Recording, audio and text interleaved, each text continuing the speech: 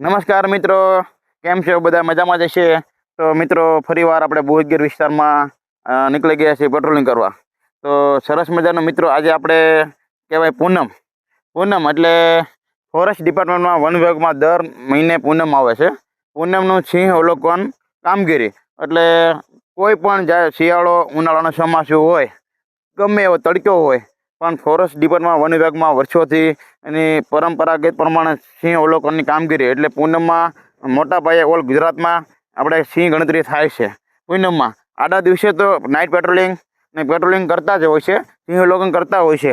ને પૂનમના ખાસ દિવસ મિત્રો એવો છે, ખાસ તો આપણે પૂનમ એટલે પૂનમનું મહત્ત્વ આપણે સમજી શકાય છે મિત્રો. પૂનમ સિંહ અવલોકન ગણતરી એટલે ફોરેસ્ટ ઓલ ગુજરાતમાં ફોરેસ્ટ ડિપાર્ટમેન્ટ સિંહ પૂનમ અવલોકન ગણતરી માટે તમામ એરિયા રેવન્યુ, બુહદગીર, ગાંધીગીર, જેવા મોટા મહાન ગીર, રેવન્યુ વિસ્તાર, વાડી વિસ્તાર જેવા માહોલમાં તમામ એક પણ સિંહ બાકી ન રહી જાય ને એમના માટે પૂનમની ગણતરી કરવામાં આવે છે. મિત્રો, પૂનમની આપણે ગણતરી વિશે વાત કરીએ તો કઈ રીતે પૂનમ ગણતરી કરી શકાય. તો મિત્રો, આપણે સાંજના સમયથી પૂનમની ગણતરી શરૂ થાય. 5 થી 6 વાગે પૂનમ સિંહ અવલોકન ગણતરી ચાલુ થાય અને સવાર સુધી પૂનમની ગણતરી થાય. એનું કારણ તમને કીધું. તો આપણે એમ કહીએ ભાઈ લોકેશન દરરોજ કરતા હોય તો પૂનમની ગણતરી કેમ? તો મિત્રો, ઓલ ઇન્ડિયામાં અને ઓલ ગુજરાતમાં આપણે ફોરેસ્ટ ડિપાર્ટમેન્ટ અને સિંહ અવલોકન ગણતરી કામગીરી દર પૂનમે એની નોંધ લેવાય છે. સિંહ અવલોકન ગણતરી દર રેગ્યુલર થતી હોય, કાયમિક માટે ગણતરી કરી, પણ પૂનમમાં જે આપણા જે વિસ્તારમાં રેન્જમાં રાઉન્ડમાં જે સિંહ અવલોકન હોય એ સિંહ બાકી ન રહી જાય એના માટે આપણે પૂનમમાં સિંહ અવલોકન ગણતરી કરે છે. તો ખાસ કરીને આપણે પૂનમમાં મધરાત એટલે તમામ સ્ટાફ વન મિત્રથી માંડીને વન મિત્રો, સાથી મિત્રો, રોજમદાર મિત્રો, ટેકર્સ,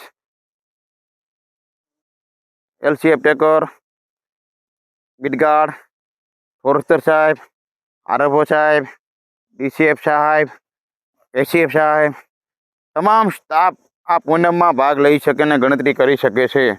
એનું મોનિટરિંગ ટેકર્સથી માંડીને બીટગાર્ડ, ફોરેસ્ટર લોકેશન કરે છે. તમામ એવા એરિયા એટલે એના સમયે નીકળી જાય, સાથે પાણીની બોટલ, લાકડી અને બેટરી, કેમ તે જમવાનો ઠેકાણા હોતા નથી. એનું કારણ છે આડા દિવસે પેટ્રોલિંગ કરતે થોડોક આરામ મળી શકે અને ગણતરી એકાદા સિંહ ગ્રુપ બાકી રહી જાય તો ચાલે. પણ દર પૂનમે મધરાત્રિ પૂનમ, શરદ પૂનમ, ચોમાસાની પૂનમ, ઉનાળાની પૂનમ એટલે ફોરેસ્ટ ડિપાર્ટમેન્ટ પૂનમ એટલે બાબા છે એ શરદ પૂનમની રાત અને ઉપર ચાંદો અને નીચે સિંહ એવી ગણતરીમાં એનો મધરાત્રિ અને પૂનમનો માહોલ, અંજવાળાનો માહોલ બાકી એવો છે તો એની તમે વાત પૂછોમાં. એટલે નાના સ્ટાફથી માંડીને સાથી મિત્રોથી માંડીને વન મિત્રો, રોજમદાર, ટેકર્સ, આરએફઓ, DCF સુધી એના મોનિટરિંગ કરતા હોય છે. એ સ્થળ ઉપર જઈને જોતા હોય છે કે ખરેખર ગ્રુપને પેટ્રોલિંગ હોય છે અને એવા પણ કોઈ જાતના ગ્રામ્ય રેવન્યુ વિસ્તારમાં એવો કોઈ પણ એરિયો બાકી ન રહી જાય એવા ખડા પગે વન વિભાગ મહેનત કરે છે. એક પણ ગ્રુપ બાકી ન રહી જાય એના માટે ખડે પગે મહેનત કરે છે મિત્રો. તો તમારે આપણે તો સોશિયલ મીડિયામાં દ્વારા તમામ રેવન્યુ ખેડૂત મિત્રો, ગ્રામજનો અને કહેવાનું ખાસ કે ફોરેસ્ટ ડિપાર્ટમેન્ટ સ્ટાફ કદાચ અમુક જગ્યાએ ન પહોંચી શકતો હોય અને અમુક જગ્યાએ એક સાથે 2-3 જગ્યાએ લોકેશન હોય કે ત્યાં જાય નથી, જનાવર રહ્યા જતા હોય તો તમારા વન વિભાગનો સંપર્ક કરી અને પૂનમના દિવસે એનું લોકેશન કરાવીને ગણતરી કરાવી દેવી, જેથી કરીને આપણે પૂનમમાં કોઈ સિંહ બાકી ન રહી જાય. 200થી માંડીને 0 થી 1, 1 થી 3, 0 થી 1 બચ્ચું, 1 થી 3 પાઠડા અને 3 થી 5 અને 3 થી 5 આપણે પાઠડા અને મોટા 5 થી 9માં કોઈ પણ જનાવર બાકી ન રહી જાય, જેથી કરીને તમામ વિસ્તારમાં આપણે રેવન્યુ વિસ્તારમાં તે દાખલા તરીકે ચાલે જતા હોય અને દાખલા તરીકે આપણે કોઈ પણ ડિવિઝન ગ્રુપની રેન્જની વાત કરીએ તો અમારા જ્યાં ડિવિઝનમાં 44 જનાવર હતા તો આ પૂનમમાં આપણે 44 થી વધારે જનાવર થવા જોઈએ.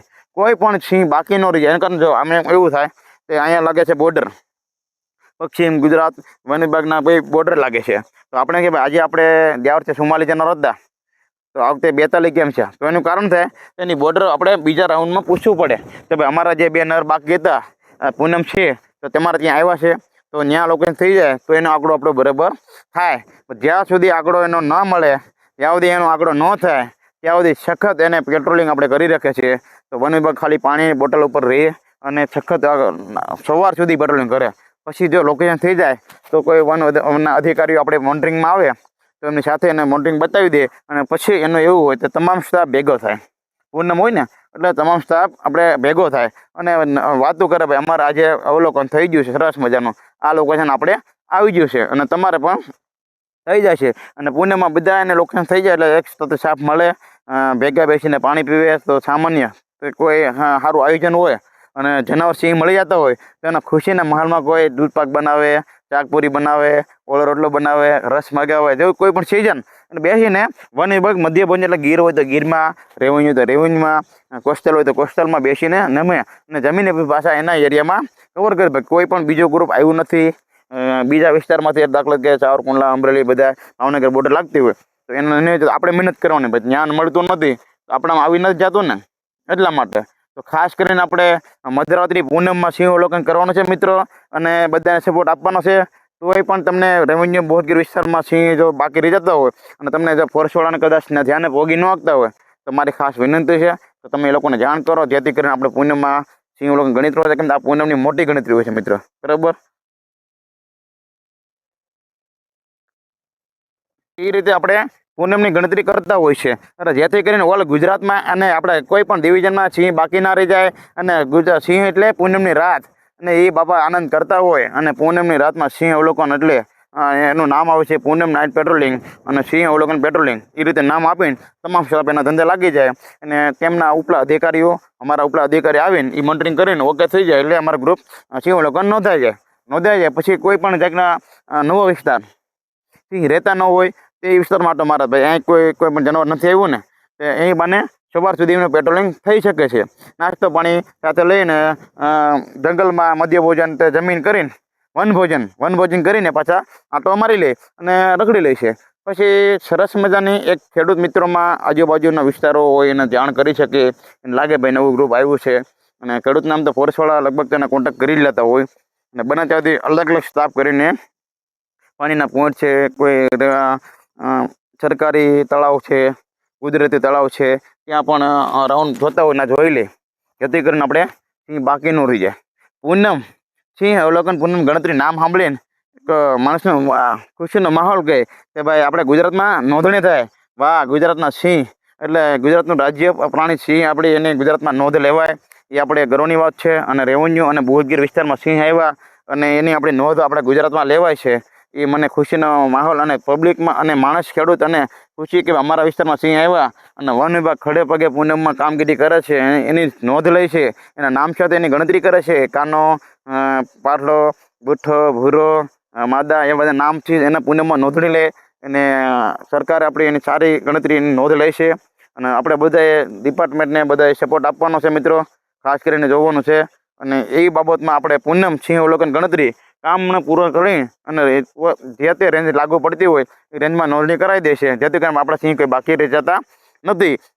અને એક વન વિભાગનું સંકલન છે એ બાને એનું પેટ્રોલિંગ થાય અને બધા સંકલન તો કોસ્ટલ એરિયા તમામ એરિયા જોવાઈ જાય છે. અને પૂનમ સિંહ અવલોકન ગણતરી માટે સરસ મજાની કામગીરી બધા કરી અને પોતપોતાના સવારમાં એની નોંધણી કરાવી શકે છે, બરાબર. અને ત્યારબાદ આપણે એમ કહેતા પૂનમની ગણતરી શા માટે કરે તો મિત્રો દર વર્ષે અને દર મહિને પૂનમની ગણતરી આપણે સિંહ અવલોકનની ખાસ નોંધને સાચો આંકડો આપણે લખાવી શકાય અને એમાં આપણા ફોટા સાથે, કેમ કે ફોટા બનાવી ફોટા ના ચાલે, એમાં જીપીએસ સાથે એના ફોટા કરી શકે છે, બરાબર મિત્રો. એટલા માટે અને એ ગણતરી થઈ શકે છે એટલે એમાં સાથે જીપીએસ લોકેશન ફોટા કરી આવી શકે છે, બરાબર.